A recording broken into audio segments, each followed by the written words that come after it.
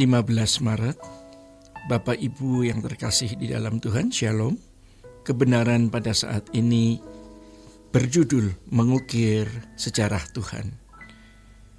Mengukir sejarah Tuhan dalam hidup harus dimulai setiap hari dari hal-hal sederhana, karena Allah pun turut bekerja dalam segala sesuatu untuk mendatangkan kebaikan bagi orang yang mengasihinya. Roma 8 ayat 28. Untuk ini orang percaya harus mulai menggelar harinya sejak pagi dengan kewaspadaan bahwa hari itu Tuhan hendak mengukir sejarahnya dalam hidupnya secara pribadi. Dengan kewaspadaan tersebut, ia mulai belajar menemukan jejak Tuhan di dalam atau melalui segala peristiwa yang terjadi dalam hidupnya. Dalam hal ini, mencari Tuhan seperti mencari jarum jatuh di antara jerami.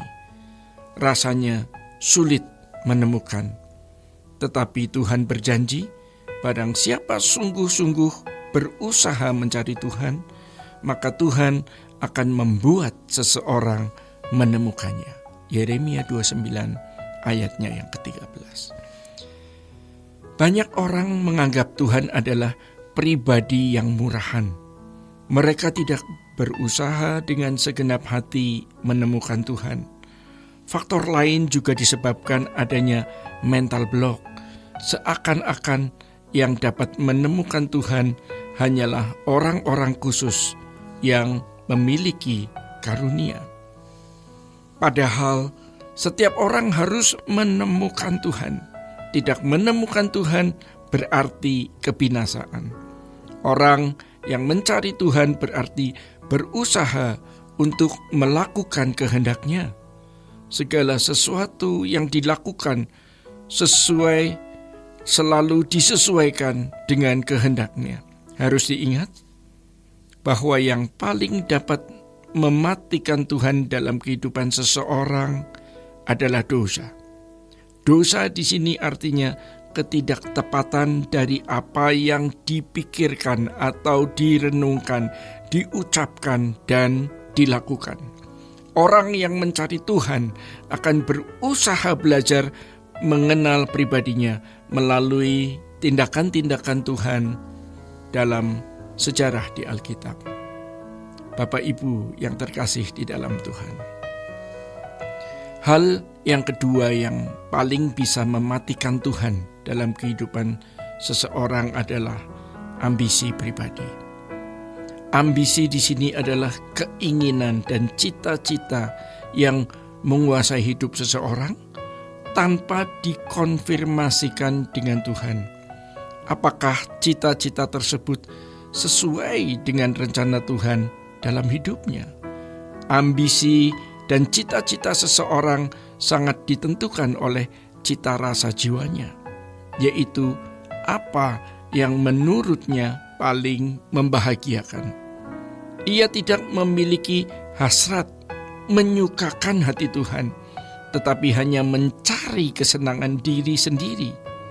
Ia tidak akan mengerti rencana Tuhan atas keselamatan dirinya dan keselamatan orang lain di sekitarnya. Tuhan tidak akan hidup dalam kehidupan orang seperti ini.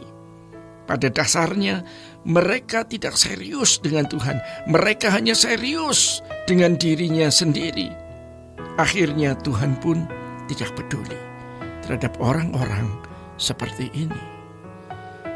Harus kita sadari bahwa ketika kita mengikut Tuhan Yesus dengan benar, sejatinya hal itu akan mengakibatkan kepentingan orang di sekitar kita bisa terganggu. Sebab ketika hak-hak kita harus diserahkan kepada Tuhan, maka orang di sekitar kita merasa hak-hak mereka juga terampas pula, yaitu hak-hak yang mereka anggap milik mereka di dalam diri kita. Misalnya, kalau kita memiliki teman-teman yang selalu dalam suatu kebersamaan melakukan kegiatan tertentu, kemudian kita harus meninggalkan kebersamaan tersebut berhubung Tuhan tidak bisa menikmati kebersamaan tersebut, maka mereka merasa kehilangan kita. Mengikut Tuhan Yesus berarti kenyamanan kita terganggu, dan kalau kenyamanan kita terganggu, maka orang-orang di sekitar kita yang bersama-sama menikmati kenyamanan tersebut akan merasa dirugikan. Ini barulah contoh sederhana. Banyak hal yang lebih ekstrim dari hal ini. Pada intinya, mengikut Tuhan Yesus berarti hidup dalam ketidakwajaran. Sebab kewajaran kita adalah kehidupan Tuhan Yesus. Tidak hidup seperti Tuhan Yesus berarti kita belum wajar di hadapan Allah Bapa.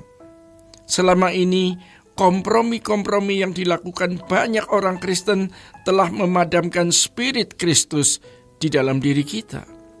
Spirit yang menguasai kita ternyata bukanlah spirit anak Allah, melainkan spirit agama Kristen dengan standar kesantunan yang baik, namun jauh dari standar yang dikehendaki oleh Allah. Kita harus mengakui bahwa kita adalah korban dari atmosfer gereja dan kekristenan palsu yang penuh penyesatan. Kalau Paulus mengatakan, ikutlah teladanku, itu berarti sebagai manusia 100%, Paulus mencoba hendak menunjukkan bagaimana kewajaran hidup sebagai anak-anak Allah. 1 Korintus 4 ayat 16, Filipi 3 ayat 17, dan 2 Tesalonika 3 sampai 7.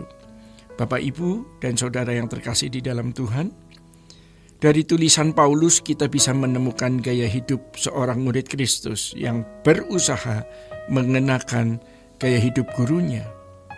Bisa dibayangkan betapa kecewa hati keluarga Paulus menyaksikan orang kebanggaannya meninggalkan statusnya sebagai tokoh agama orang Yahudi lalu menjadi pengikut anak tukang kayu dari Nazaret. Tentu saja Paulus dibesarkan oleh keluarganya untuk menjadi kebanggaan bagi keluarga. Tetapi ternyata menjadi seorang yang dianggap keluar dari jalur kewajaran. Hidup Paulus tidak memiliki masa depan di bumi ini. Hanya penjara dan sengsara yang menantikannya dari kota ke kota. Kisah 20 ayat 21-24. Sebelum Paulus mengalami hal ini, murid-murid Tuhan Yesus sudah mendahului mengalami hidup dalam ketidakwajaran ini. Mereka berani memilih jalan lain. Bagaimana dengan kita? Bapak Ibu yang terkasih di dalam Tuhan, demikian kebenaran pada saat ini. Tuhan Yesus memberkati. Sola Gracia.